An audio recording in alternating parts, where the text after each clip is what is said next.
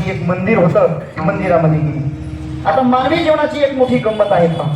लहानपणामध्ये वळवळ असते, तरुणपणामध्ये चळवळ असते आणि म्हातारपणामध्ये तळमळ असते.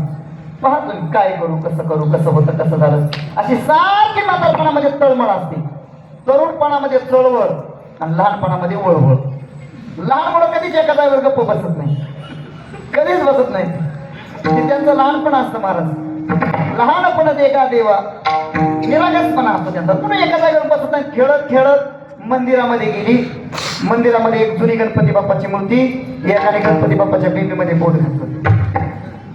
तिथं होता विंचू. ठणका मारला महाराज विंचूने, पटकन याने बोट बाहेर काढलं. शेजारी एक जण उभा होता.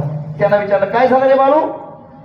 हा जो पहिला होता ना, तो होता ठग. तो म्हटला, अरे काय सांगायचं, गणपती बाप्पाच्या बिंबीमधून गार हवा येते. तो म्हटला, असं अनुभव घेऊन बघ म्हटला. महाराज त्याने याच्यावर विश्वास ठेवला आणि त्याने मध्ये पोट घातलं. तिथं विंचूच होता. ठणका मारला, पटकन बोट बाहेर काढलं आणि याच्याकडे पाहिलं. तो म्हटला, आहा, असंच म्हणायचं असतंय. तिसरा आला. तिसऱ्याने विचारलं, काय झालं रे, तोंडात का बोट घातली? लहान मुलांना जर तोंडाला हाताला काही लागलं की तोंडात बोट घालतात. काय झालं? दोघांनी एकमेकांकडे पाहिलं आणि ठरवून सांगितलं, अरे या गणपती बाप्पाच्या बिंबीमधून गार हवा येते. या दोघांवर तिसऱ्याने विश्वास ठेवला महाराज. त्याने मध्ये बोट घातलं. तिथं विंचूच होता. ठणका मारला, पटकन बोट बाहेर काढलं. या दोघांकडे पाहिलं. दोघांनी सांगितलं, हा, असंच म्हणायचं असतंय. हे प्रकरण इथंच थांबलं नाही. यांनी सगळ्या वर्गावर नंबर आणला. मागोनी आली वाट सिद्ध ओळीची तशी. सगळ्यावर नंबर आणला महाराज त्यांनी. वेळ झाली, घंटा झाली, पोरं येत नाहीत म्हणून गुरुजी हळूच पाहत पाहत मंदिरामध्ये आले. तर सगळे एकदम स्थितप्रज्ञ भाषा, एकदम शांत मुद्रेमध्ये, काही बोलत नाही, चालत नाही. आता मला सांगा, विंचू चावल्यानंतर किती वेदना होत्या? तुमच्यापैकी कोणाला अनुभव आहे का? आहे ना? असतोच मला. आपण शेतकरी वर्गावर शेतामध्ये कधी ना कधी विंचवाचा ठणका बसतोच. एकदा विंचू चावला की जवळजवळ 24 तास वेदना उतरत नाही. या सगळ्या मुलांना विंचू चावलेला आहे आणि तरी सुद्धा म्हणतायत काय, गार हवा येते. मध्ये तर ठणके बसतायत एकदम शांत. गुरुजी म्हटले, अरे वर्गामध्ये किती शांत बसा म्हटलं तरी शांत बसत नाही. इथं एकदम एवढी शांत कसे काय बसता? काय झालं नेमकं तुम्हाला? सगळ्यांनी एकमेकांकडे पाहायला सुरुवात केली आणि सगळ्यांनी ठरल्याप्रमाणे एका स्वरात, गुरुजी गुरुजी, या गणपती बाप्पाच्या बेबीमधून गार हवा येते. आता गुरुजी शहाणे होते. गुरुजींनी थोडी शहानिशा करायला पाहिजे होती, पण गुरुजींनी पोरांचं ऐकलं आणि गुरुजींनी पण मध्ये बोललं. ओंकार महाराज, हे मी गुरुजींचं पोरांचं सांगायला आलोय का? होय बाबा, गुरुजींचं पोरांचं आहे? विशेष सर गुरुजींचं पोरांचं आहे का? नाही, हे तुमचं आमचं आहे. तुम्हाला आम्हाला संसारामध्ये काम, क्रोध, लोभ, मद, मत्सर या विकाररूपी विंचवांचे पदोपदी ठणके बसतात महाराज.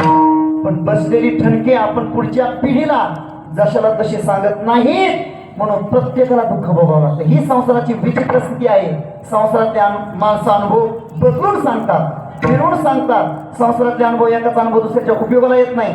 संसारातले जे अनुभव आहेत सांगण्यात जोगे नसतात, एकसारखे टिकून राहत नाही. त्या सोडून संसारातल्या अनुभवांचं. पण परमार्थातले जे अनुभव असतात ना, ते एकसारखे टिकून राहतात. म्हणजे विश्वमाऊली ज्ञानोबांना भगवत स्वरूपाचा अद्वैत अनुभव जो प्राप्त झाला, अद्वैत अनुभूती जी प्राप्त झाली ज्ञानोबांना, तीच उत्तरवर्ती झालेल्या सगळ्या संत महात्म्यांच्या ठिकाणी पाहायला मिळते महाराज. तोच पारमार्थिक बोध, तोच अद्वैत बोध तुकोबांच्या ठिकाणी, स्वानंद सुखनिवासी सद्गुरू जोग महाराजांच्या ठिकाणी, आता विद्यमान असणारे शांतीप्रभू मारुती बाबांच्या ठिकाणी देखील तोच पारमार्थिक बोध आहे. पारमार्थिक बोधामध्ये कधीही बदल होत नाही. तर पारमार्थिक जे अनुभव असतात ते सांगण्याजोगे असतात, मुक्त कंठाने सांगण्याजोगे असतात. आता या ठिकाणी आपल्या पत्रिकेवर लिहिलंय, जवळजवळ 46 वर्ष झालं अव्याहत अखंडितपणे हा भक्ती महोत्सव या ठिकाणी चालू आहे. या ठिकाणी बरीच पारमार्थिक बुजुर्ग मंडळी दिसत आहेत. काहींच्या जीवनामध्ये पायी पंढरीच्या किमान पक्षी 50 बरे झालेल्या असतात. काहींच्या जीवनामध्ये ज्ञानेश्वरीची 108 पारायणे, कोणाची गाथा पाठ आहे, ज्ञानेश्वरी पाठ आहे, कोणाची 4 धाम यात्रा झाली आहे. ती झालेली सगळी तीर्थयात्रा परमार्थ माणसं मुक्त कंठाने सांगतात का? भूषणावर आहे. बरं, पारमार्थिक अनुभवांचा, एकाचा अनुभवाचा दुसऱ्याला उपयोग देखील होतो. आपल्या गावात जर एखादा कोणी जुना जाणता वारकरी असेल तर त्याच्या त्या सगळ्या परमार्थाचा अनुभव, तो सगळा अनुभव दुसऱ्याला उपयोगाला येतो. आणि परमार्थातले जे अनुभव आहेत ना, संत महात्मे जशाला तसे सांगतात, फिरून सांगत नाहीत. जगद्गुरु तुकोबांच्या जीवनामध्ये पारमार्थिक साधनेने प्राप्त झालेली ही दिव्य अद्वैतानुभूती तुकोबर आहे. आज सेवेसाठी घेतलेल्या अभंगाच्या प्रथम चरणातून तर सगळे अनुभव कसे येऊ शकतात? म्हणजे एका गोष्टीचं ज्ञान झाल्यानंतर सगळ्या जगातल्या गोष्टींचं ज्ञान कसं होईल? घटाचं ज्ञान झाल्यानंतर पटाचं ज्ञान कसं होईल? घट घट आहे, पट पट आहे, दोघं भिन्न आहेत. एकाचं ज्ञान झाल्यानंतर दुसऱ्याचं ज्ञान कसं होईल? म्हणजे इतिहासाचं ज्ञान झाल्यानंतर भूगोलाचं ज्ञान होतं का? भूगोलाचं ज्ञान झाल्यानंतर मराठीचं ज्ञान होतं का? इंग्रजीचं होतं का? प्रत्येक विषय जसे वेगवेगळे असतात आणि प्रत्येक विषयाला तसं समर्पण अध्ययन करावं लागतं, अभ्यास करावा लागतो. एका गोष्टीचं ज्ञान झाल्यानंतर सगळ्या गोष्टीचं ज्ञान कसं तुकोबारा हे आम्हाला पटत नाही. मृदंग वाजवता आला की कीर्तन करता येतं का? कीर्तन करता आलं की गायन करता येतं का? प्रत्येक गोष्टीसाठी आपल्याला स्वतंत्र वेळ द्यावा लागतो. पण तुकोबाराय म्हणतात आमच्या जीवनामध्ये हेच आश्चर्य घडलं. एकच अनुभव आला, एकाच गोष्टीचं ज्ञान झालं आणि त्या एका ज्ञानाने जगातली सगळ्या प्रकारची ज्ञान प्राप्त झाली. अर्थात हा सगळा वेदांताचा विषय आहे. आणि वेदांत म्हटल्यानंतर वेदांतो नाम उपनिषद प्रमाणम. आपल्याला थोडस उपनिषदाकडे जावं लागेल. छांदोग्य उपनिषदाच्या 6व्या अध्यायामध्ये श्वेतकेतू आणि उद्दालक ऋषी यांचा संवाद आलेला आहे. हा जो श्वेतकेतू होता उद्दालक ऋषींचा मुलगा होता. वयाची 12 वर्षे ओलांडलेली आहे. खेळण्या बागण्यामध्ये एकदम रमलेला आहे. बाळपण गेले नेणता, तारुण्य दशे विषय व्यथा हे विचार करतायत उद्दालक ऋषी. याला कुठंतरी आपण गुरुकुलमध्ये पाठवलं पाहिजे, शिकण्यासाठी याला पाठवलं पाहिजे. आपल्या भारत देशामध्ये प्राचीन काळामध्ये गुरुकुल शिक्षण पद्धती होती. दुर्दैवाने आपल्या भारत देशामध्ये इंग्रज आले आणि इंग्रजांबरोबर एक इंग्रज शिक्षण अधिकारी आला, लॉर्ड मॅकोले, आणि त्याने सगळी आपली भारतीय शिक्षण संस्कृती नष्ट केली. आज जे आपण शिक्षण घेतोय ना हे सगळं लॉर्ड मॅकोले रचित शिक्षण आहे. त्यानं नियोजित केलेलं हे शिक्षण आहे, त्यानं नियोजित केलेला हा अभ्यासक्रम आहे. हे जे शाळा कॉलेजमध्ये आपण शिक्षण घेतो याने फार फार झालं तर आपली दुपारची भ्रांती निवृत्त होऊ शकते. आमचे श्री गुरु डॉक्टर बाबा म्हणत असतात हे जे शाळा कॉलेजमधलं ज्ञान आहे हे भाजी भाकरीचं ज्ञान आहे. याने आपलं जीवन त्या ठिकाणी जीवनामध्ये सुखसुविधा प्राप्त होतील, पण जीवनामध्ये प्राप्त होणारी संकट समस्या त्याचं निराकरण या भौतिक शिक्षणाने होऊ शकत नाही. या विद्या सा विमुक्त ती खरी विद्या आहे जी सगळ्या संकटातून सोडवते. निधी चित्ता शांती ऐशी विद्या काशाला. जी विद्या आपल्या चित्ताला शांती देत नाही अशी विद्या शिकून काय करायचं असं म्हणणं आहे एका कवीचं. बरं का, शालेय शिक्षण घेऊ नये असं नाही, आवश्यक घेतलंच पाहिजे, पण त्याच्याबरोबर आध्यात्मिक शिक्षण देखील घ्यावं. अध्यात्म विद्या विद्यानाम वाद प्रवदताम. हे आध्यात्मिक संस्कार असले पाहिजे. आणि ही आध्यात्मिक शिक्षणाची परंपरा गुरुकुलामध्ये प्राचीन काळामध्ये चालत असायची. 12 वर्ष झाल्यानंतर त्याला गुरुकुलामध्ये पाठवत असायचे. या त्या उद्दालक ऋषींनी त्याला जवळ घेतला आणि सांगितलं बाळा रे तू गुरुकुलामध्ये शिक्षणासाठी गेला पाहिजे. तो म्हटला बाबा असं करा ना, तुम्हीच मला इथं घरी शिकवा. त्याने विचार केला महाराज आळंदीला जायचं म्हटलं तर सकाळी 4 वाजता लवकर उठावं लागेल, घाटावर जाऊन प्रॅक्टिस करावं लागेल. एखाद्या गलीत गुंडे गलीत कुराडे गलीत जर पकवाज वाढला तर लगेच दुसऱ्या दिवशी जर येतात आणि म्हणतात तुझ्या शाईवरच पाणी टाक. मग बाजूला जावं लागेल कुठतरी निवांत सगळी प्रॅक्टिस करायला. बरं मधुकरी मरकळची निवडायची का चिखलीची? आमची चिखलीची होती. बरं तिथं गेल्यानंतर तिथून ते वाटा आणायचा पाडायचा हे सगळं परावलंबी जीवन. श्वेतकेतूने विचार केला बाबा तुम्ही मला घरीच शिकवा. उद्दालक ऋषींनी सांगितलं हे बघ सोनाराकडूनच काना टोचावी लागतात. मी तुला शिकवू शकतो पण माझ्याकडून तुला विद्या ग्रहण करता येणार नाही, होणार नाही. तू गुरुकुलामध्ये जा. बळच त्याला गुरुकुलामध्ये पाठवलं. कसा बसा तरी 12 वर्ष गुरुकुलामध्ये राहिला. आणि या 12 वर्षाच्या कालावधीमध्ये त्याने सगळ्या प्रकारचं वेदांताचं अध्ययन केलं. सगळं शिक्षण घेऊन तो घरी येऊ लागला. घरी येत असताना तो थोडासा भ्रमामध्येच गेला. तो म्हटला आपले वडील काय आळंदीचे 4 वर्ष काढले त्यांनी, पण आपण तर काशीला गेलो, आचार्य झालो, शास्त्री झालो, लघुसिद्धांत कौमुदी, चित्सुखी, भामती निबंध अनेक प्रकारचे आपण शास्त्रीय ग्रंथ सोडवले. आपल्या वडिलांपेक्षा आपला अध्ययन जास्तच झालेला आहे. अशा भ्रमामध्ये तो घरी आला. आता घरी आल्यानंतर त्याचं सगळ्यात पहिलं कर्तव्य काय?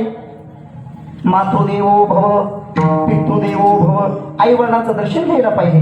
पण त्याने आपली ग्रंथाची बॅग बाजूला ठेवली आणि एका खोलीमध्ये जाऊन बसला. त्याचं सगळं ते वर्तन कशा प्रकारचं होतं श्रुती मातेने त्या ठिकाणी वर्णन केलं आहे. अनुजानमानी स्तब्ध महामना, स्वतःला महामना पंडित समजत होता आणि एकदम गंभीर मुद्रेत राहत असायचा. काय आहे, माणसाने गंभीर असावं, गंभीर राहायला पाहिजे. पण मित्र परिवार आहे, घरचे आहेत, त्यांच्याबरोबर नैसर्गिक राहायला पाहिजे. का त्यांच्या देखत पण असा उष्णावा आणायचा, त्याला काही अर्थ नाही महाराज. मग काही काही माणसांना उष्णावा आणायची फार सवय असते. हा श्वेतकेतू एकदम असा गंभीर, बोलत नाही, चालत नाही. आता मुलगा किती जरी मोठा झाला, किती जरी शिकला, तरी बापापेक्षा तो कधीच मोठा होऊ शकत नाही. शेवटी बापच असतो. मुलगा कितीही मोठा होऊ द्या. बाहेर बसले होते 2-3 दिवसानंतर ते असे शेतात बसले होते उदला ऋषी. त्यांनी बोलावलं, हे श्वेतकेतू इकडे ये, तुला काही असं ज्ञान प्राप्त झालेलं आहे का? अमतम मतम भवती, अश्रुतम श्रुतम भवती, अविज्ञातम विज्ञातम भवती. एक गोष्ट ऐकली की सगळ्या गोष्टी ऐकल्यामध्ये जमा होतात. एका गोष्टीचा विचार केला, सगळ्या गोष्टीचं चिंतन झाल्यामध्ये जमा होतं. एका गोष्टीचं ज्ञान झालं की जगातल्या सगळ्या गोष्टीचं ज्ञान होतं. असं काही तू शिकलेला आहेस का? मग हा विचार करणार, अरे बापरे, असं कोणतं ज्ञान आहे? एका गोष्टीचं ज्ञान झालं की जगातल्या सगळ्या गोष्टीचं ज्ञान होतं. तो म्हटला, आता वडिलांना शरण गेल्याशिवाय पर्याय नाही, नाही तर पुन्हा 12 वर्ष आळंदीला पाठवली. तो म्हटला, बाबा बहुतेक करून हे माझ्या गुरुजींना येत नसावं, कारण त्यांना जेवढं जेवढं येत होतं तेवढं तेवढं त्यांनी मला शिकवलं. हे ज्ञान त्यांना येत नसावं. बरेच अपयशी विद्यार्थी आपल्या अपयशाचं खापर गुरुजींवर फोडत असतात. तुम्हीच मला कृपा करून सांगा. ते म्हटले, हे बघ, मातीचा एक ढेकूळ उचलला त्यांनी, शेतामध्ये बसले, मातीचा ढेकूळ उचलला, याला काय म्हणतात? तो म्हणला, मातीचा ढेकूळ. ढेकूळ म्हणजे काय? मातीच. मग मला सांग, यथा एकेन मृत्पिंडेन सर्व मृण्मयम विज्ञातम स्यात्.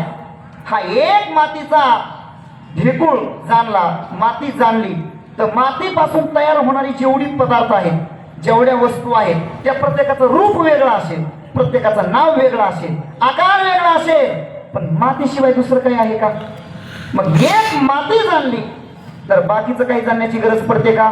नाही. तसं हे सगळं जगत भगवान परमात्म्यापासून निर्माण झालेलं आहे. एक भगवान परमात्मा जाणला की बाकीचं काही जाणण्याची गरज पडत नाही. या सृष्टीतील प्रत्येक पदार्थ भगवान परमात्म्यापासून निर्माण झालेला आहे महाराज.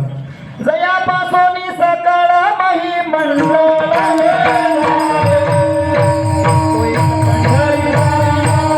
ही सगळी सृष्टी दिसणारं जेवढं म्हणून काही दृश्यमान जगत आहे, हे सगळं परमात्म्यापासून निर्माण झालं. अणु रेणू प्रत्येक कण भगवान परमात्म्यापासून निर्माण झालं. प्रत्येक वस्तू मी तुम्हाला सिद्ध करून देतो, या जगातील प्रत्येक वस्तू देवापासून निर्माण झाली आहे. अद्या हा माझ्यासमोर रुमाल आहे, हा रुमाल सुद्धा देवापासूनच तयार झालेला आहे. कसा तुम्हाला पटवून देतो, अगोदर घाम पुसून देतो. हा जो रुमाल आहे देवापासूनच तयार झालेला आहे. तुम्ही म्हणाल देवापासून कसं काय? आम्ही काही शाळा कॉलेज शिकलो नाहीत का? कशापासून तयार होतो? तुमच्या भाषेतच तुम्हाला पटवून देतो. साधारणतः हा रुमाल, तुमच्या अंगावरचं वस्त्र, कपडा कशापासून तयार होतो? कापसापासून, बरोबर? कापूस कुठं तयार होतो? बीजापासून, सरकीपासून. ते सरकी बीज कुठं तयार होतं? जमिनीमध्ये. त्यालाच काय म्हणतात? पृथ्वी म्हणतात. ही पृथ्वी कोणापासून तयार होते? जलापासून. त्यालाच आप म्हणतात. पृथ्वी आपापासून तयार होते. हे आप म्हणजे जल तत्व कोणापासून तयार होतं? तेजापासून. तेज कोणापासून तयार होतो? वायूपासून. वायू कोणापासून तयार होतो? आकाशापासून. आकाश कोणापासून तयार होतं? परमात्म्यापासून. नभ तुझं माझी खेळे लपी तपी, ज्ञानोबराची भाषा आहे. तरी उपनिषदामध्ये ही सगळी परंपरा सांगितलेली आहे.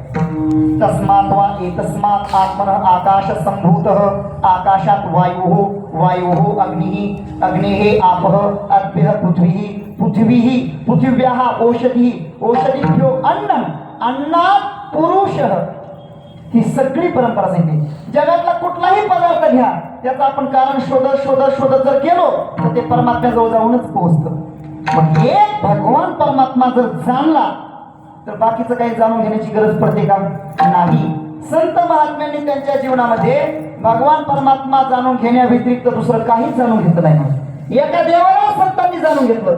स्वानंद सुखनिवासी सद्गुरु जोग महाराज यांना सही करण्यासाठी 4 मिनिट लागत असायचे. प्रातस्मरणीय मामासाहेबांनी चरित्रामध्ये असायला सही करण्यासाठी किती मामांचं शिक्षण झालं होतं. पण आज महाराष्ट्रामध्ये जो वारकरी संप्रदायाचा सुकाळ आहे ही सगळी कृपा स्वानंद सुखनिवासी सद्गुरु जोग महाराजांची आहे. भगवान परमात्म्याला जाणलं. भगवान परमात्मा जाणलं की सगळं जाणल्यामध्येच जमा होतं महाराज. बाकीचं कितीही जाणून घेण्याच्या फंदात पडा. तुकोबराय म्हणतात बाकीच्या सगळ्या गोष्टी जाणून घेण्याच्या फंदात जर तुम्ही पडला तर शेवटी तुम्हाला दुःखच प्राप्त होईल, तुम्हाला क्षीणच प्राप्त होईल. म्हणून देवाशिवाय दुसरं काही जाणून घेऊ नका. काही जाणू नये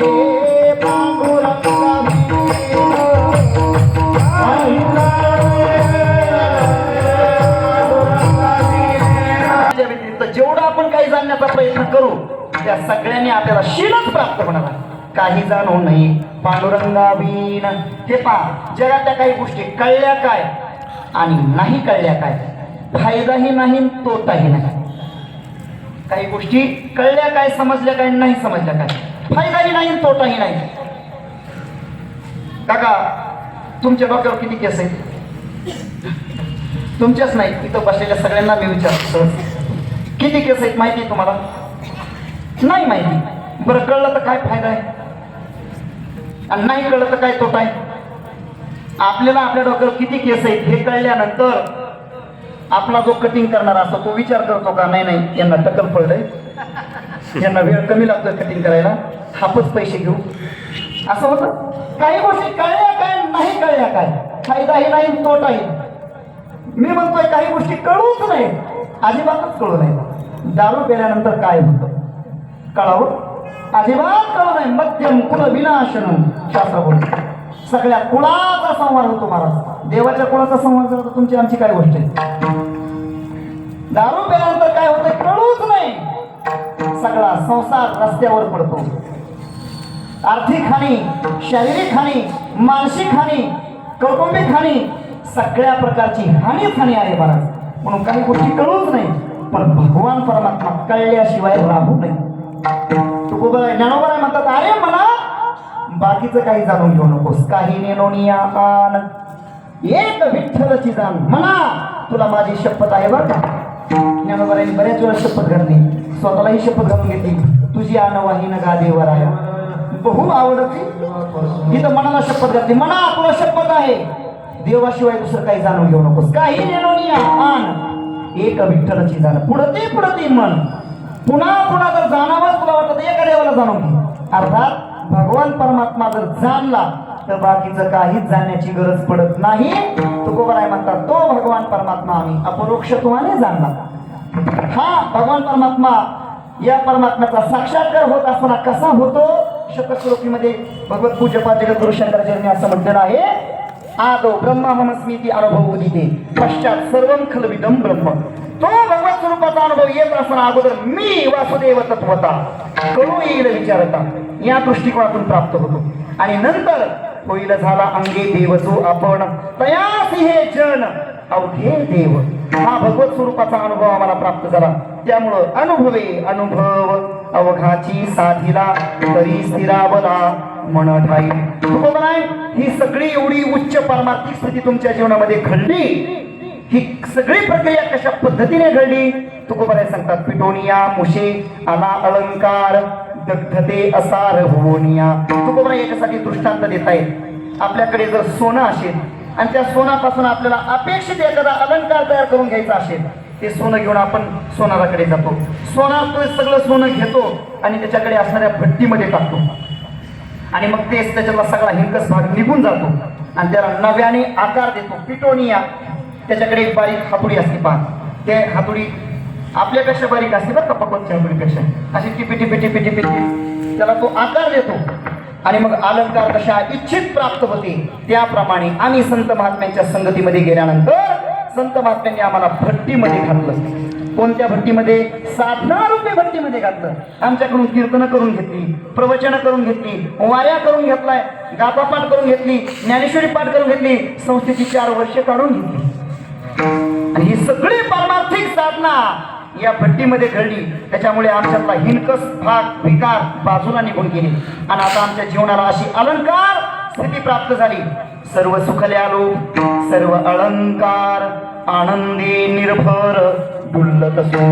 आता आमची स्थिती अशी आहे, आम्ही खायला जरी बसलो तरी नुसता आनंदच आहे. तुका म्हणे खातो आनंदाचे लाडू, कपडे घालायचे म्हटलं आनंदाचे, सर्व सुखले आलो, सर्व अलंकार. बरं झोपायचं म्हटलं, झोपण्यासाठी जी शय्या आहे ना ती देखील सुखाचीच. सुखे मी निजलोगा शून्य सारुणी तेथे,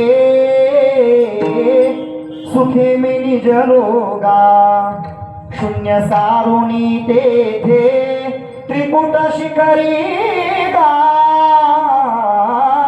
दान मिळे आईते. सुखे मी निजलोगा शून्य सारुणी तेथे, सुखे मी निजलोगा शून्य सारुणी तेथे, सुखे मी निजलोगा. आमची शय्या सुखाची, तुका म्हणे मग नये वृत्तीवरी. सुखाचे शेजारी पहुडैन, शेज बेड शय्या सुखाची. बरीच माणसं आपल्या जीवनामध्ये मोठ्या मोठ्या महागातल्या गाड्या आणतात, इतकं पार असं व्यवस्थित असतं. मला तिथं गेल्यानंतर हे सर्वसामान्य माणसाला झोपच लागेल. पण या महाशयांना त्या गादीवर पडल्यानंतर वाट पाहावी लागते. इकडून येते झोप, आळंदीकडून येते का, इकडून येते का, तिकडून येते महाराज. का? कारण ती झोप सुखाची नाही. पण तुकोबाराय म्हणतात शय्या सुखाची, वरची झोप सुखाची, सगळं आनंदाचे डोही आनंद तरंग. आणि या सगळ्या अद्वैत अनुभूतीनं आता आमच्या जीवनामध्ये द्वैत शिल्लक राहिलं नाही, एकच उरले. काया वाचा मना आनंद भुवना माझी त्रयी. आता आमच्या जीवनामध्ये द्वैत कसल्याही प्रकारचं शिल्लक नाही, भेद कसला शिल्लक राहिला नाही. मनुष्याच्या जीवनामध्ये अनेक प्रकारचे भेद आहेत, अनेक प्रकारचं द्वैत आहे, पण हे सगळं द्वैत आमच्या जीवनामध्ये मात्र नष्ट झालं. सर्वसामान्य जीवाच्या ठिकाणी 5 प्रकारचं द्वैत विचारसागर ग्रंथाने सांगितलेलं आहे. 5 प्रकारचा भेद आहे जीवाच्या ठिकाणी. जीव जीवाचा भेद, जीव जडाचा भेद, जड जडाचा भेद, जड ईश्वराचा भेद, ईश्वर जडाचा भेद. किती झाले? जीव ईश्वराचा भेद. 5 प्रकारचे विचारसागर ग्रंथामध्ये भेद आलेले आहेत. हे 5 प्रकारचे भेद मुळात जीवाच्या ठिकाणी असताना पुन्हा या जीवाने काही बाकीचे भेद तयार केले आहेत. वर्ण भेद, लिंग भेद, भाषा भेद, प्रांत भेद, सगळ्यांच्या आवडीचा जाती भेद. म्हणजे आवडीचा नाही बरं, वारकऱ्यांच्या तर अजिबातच नाही. तुका म्हणे याची भोका याची भरती. पण सर्वसामान्य अज्ञानी माणसं, क्षुद्र विचाराची माणसं याच्यामध्ये गुंतलेली आहे. वारकरी संप्रदायामध्ये याला अजिबात खाना नाही कुठल्याही प्रकारचा. यातायाती धर्म नाही विष्णुदासा, निर्णय तो ऐसा वेदशास्त्री. पण सर्वसामान्य माणसं, अज्ञानी माणसं या भेदांमध्ये बांधल्या गेलेली अक्षरशः. तर ऐका, मनुष्याच्या जीवनामध्ये जेवढा भेद असेल, जेवढं द्वैत असेल, तेवढं त्याला दुःख भोगावं लागणार. ज्ञानोबांची आर्धी गोवी सांगतो, तुझे जब जब घडे तब तब संसार भय जोडे. दुसरेपणा आला की भीती आली, दुसरेपणा आला की दुःख आलं, भेद आला की दुःख आलं. पण आमच्या जीवनामध्ये या पारमार्थिक अद्वैत अनुभूतीने आता द्वैत शिल्लक राहिला नाही. एक जीव उरले काया वाचा मना. जगद्गुरु तुकोबारायांच्या जीवनातील प्रसंग पाहता येतो. तुकोबाराय भजन करण्यासाठी कधी भंडारा डोंगरावर जात असायचे, कधी भामचंद्र डोंगरावर जात असायचे, कधी घोराडो डोंगरावर जात असायचे. ही सगळी डोंगर देहू गावापासून बरेच दूर आहेत. भंडारा डोंगर 8 किलोमीटर, भामचंद्र 15 किलोमीटर, घोराडेश्वर 15 किलोमीटर, असे दूर दूर आहेत. आणि एवढ्या दूरवर तुकाराम महाराज भजन करण्यासाठी जात असायचे. का बरं? एकांतातलं जे भजन आहे ना ते सर्वोत्कृष्ट भजन आहे. हे जे लोकांतातलं भजन आहे हे श्रेष्ठच आहे. पण याच्यामध्ये मृदंगाचा स्वर उतरला, गायकाचा स्वर गेला तर विक्षेप होण्याची शक्यता आहे. आणि भजनी विक्षेप त्याची पै मरण. म्हणून तुकोबाराय एकांतामध्ये जाऊन भगवान परमात्म्याचं भजन करत असायचे. वेळे वाकुडे गाईन परी तुझाची म्हणवीन. एकांतातलं भजन थेट भगवान परमात्म्याबरोबर संवाद साधणारं भजन असतं. या लोकांचा त्या भजनामध्ये कदाचित अंतकरणामध्ये राग द्वेष निर्माण होण्याची शक्यता असते, पण एकांतातलं भजन देवाची या चाली आळवावी देवा. तुकोबाराय आणि तुकोबारायांना एकांत प्रिय. तुकोबारायांचा स्वभाव बहु एकांतावरी प्रीती जया जनपदाची खंती. असं तुकोबारायांचं जीवन असल्यामुळे तुकोबाराय भंडारावर भामचंद्रावर जात असायचे. एका गावातील शेतकऱ्यांनी पाहिलं, महाराज एवढ्या दूरवर कशासाठी जाता? एकांतासाठीच ना. माझ्या मळ्यामध्ये चांगला एकांत आहे, तिकडे कोणीही फिरकत नाही, तुम्हाला कोणीही विक्षेप करणार नाही.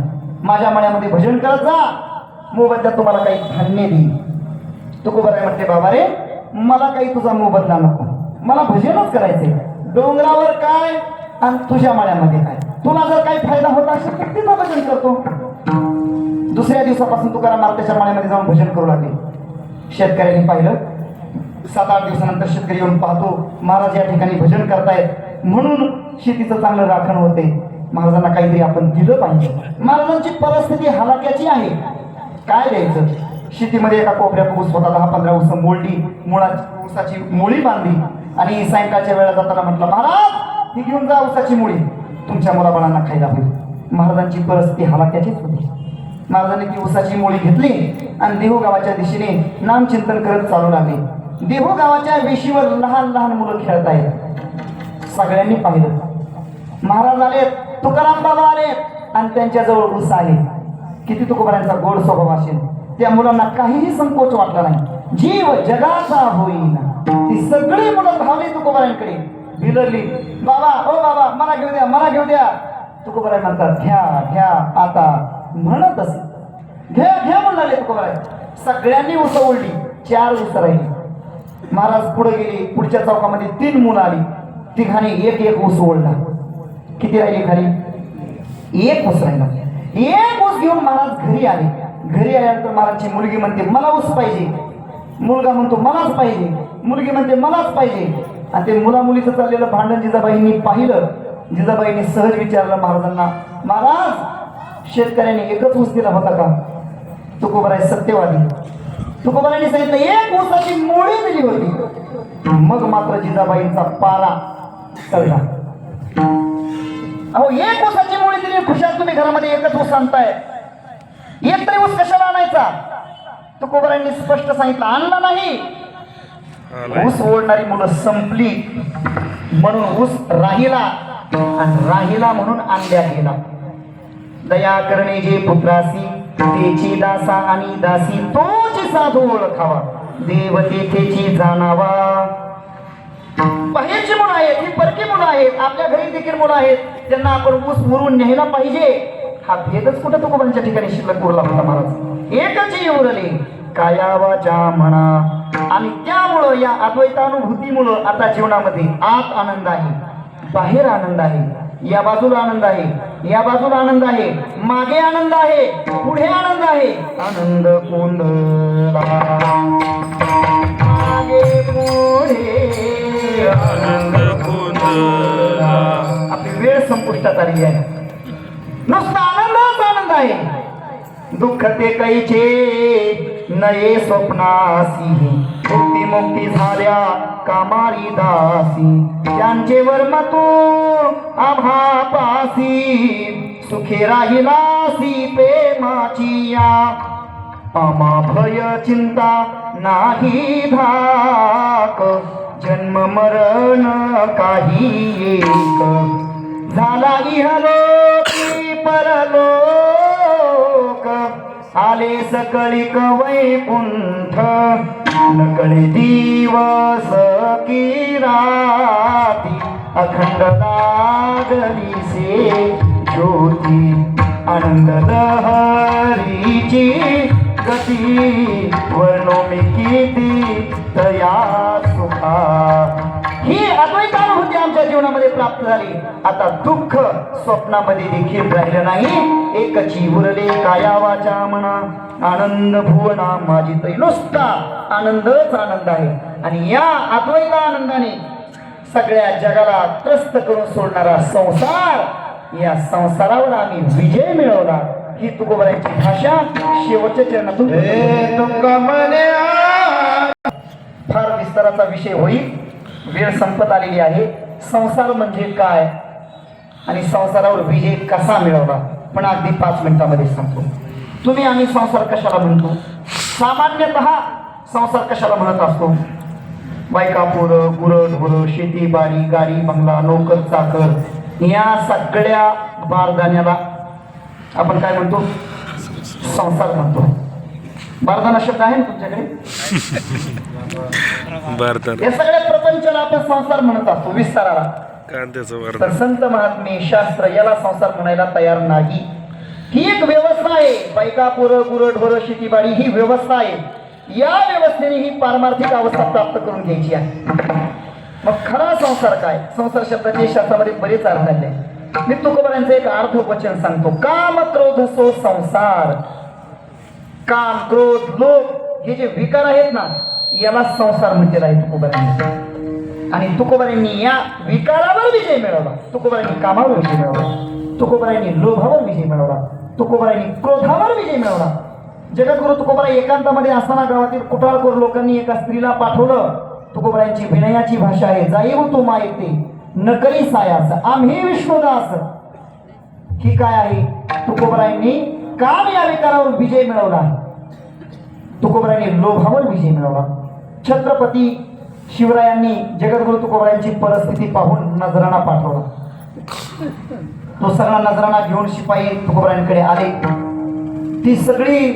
ती नजराणा ती संपत्ती पाहिल्यानंतर तुकोबारांनी अगोदर देवाला धारेवर धरलं. नावडेले चित्ता ते होशी पुरविता तुझं लागली हे खोडी पांडुरंगा बहु खोडी. तुला वाईट खोड लागली देवा. ज्या गोष्टी आम्हाला आवडत नाहीत नेमक्या त्याच गोष्टी पाठवून देतोस. आणि नंतर शिवरायांना विनयाने सांगितलं दिवट्या छत्रे खोडी हे तो बऱ्यात न पडे. आम्ही तेने सुखी मना विठ्ठल विठ्ठल मुखी. तुमचे येर वित्त धन ते मज मृत्तिकी समान. कंठी मिरवा तुळशी व्रत करा एकादशी मनवा हरीचे दास तुका म्हणे मज ही. ही तुकोबारांची विनयाची भाषा आहे. अर्थात तुकोबारांनी लोभ या विकारावर मिळवलेला विजय आहे. अलीकडच्या काळात केंद्र शासनाने प्रत्येक कीर्तनकाराला जरी एखादी टाटा पंचेस पाठवली. एक गावद्या तुमची फार मोठी धावपळ असते. एक तुमच्या काय होईल महाराज? तुकोबाराय होते. तुकोबारायांनी लोभावर विजय मिळवला. तुकोबारायांनी क्रोधावरही विजय मिळवला.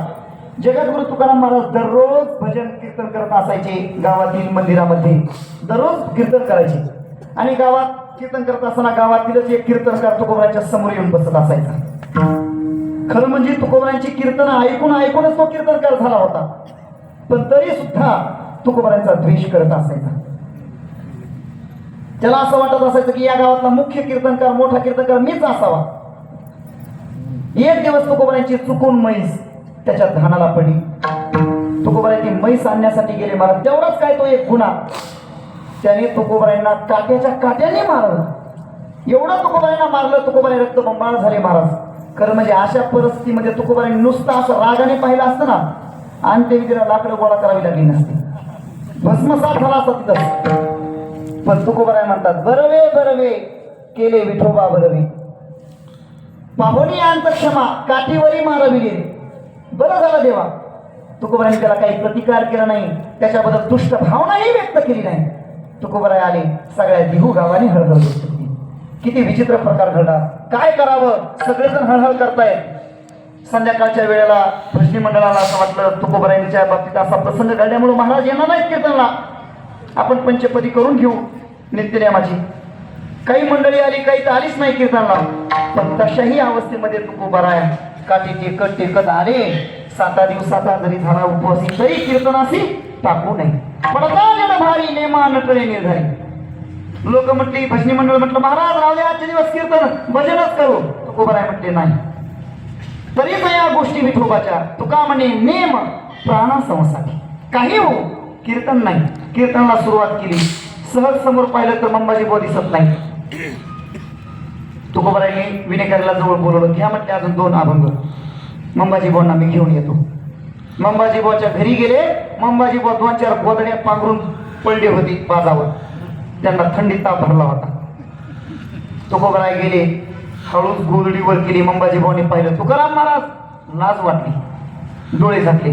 महाराज म्हणतात, अहो मंबाजी बुवा उठा, माझ्यावर रागवा पण हरिकथेवर रागू नका. मला दोष द्या पण हरिकथेला दोष देऊ नका, हरिकथेवर रागू नका. चला कीर्तनाला. तुमचे हातपाय दुखत असतील, तुम्हाला मारण्याची सवय नाही, त्याला मारण्याची सवय नाही, तुकोबारांना काय मार खायची सवय. तुमचं मी हातपाय दाबले, तो मालिश केली तुकोबारांनी महाराज त्याचे हातपाय दाबले आणि त्याला हाताला धरून कीर्तनाला घेऊन आले. हा सगळा प्रसंग काय दर्शवतोय? तुकोबारांनी क्रोध या विकारावर विजय मिळवला. या अनुषंगाने तुकोबारांची ही भाषा आहे. तुका म्हणे, आम्ही जिंकला संसार, कोणी किंकर विठोबाचे, अनुभवे अनुभव अवघाचे साधिरा, तरी स्थिरावला म्हणून ठाई ज्ञानेश्वर.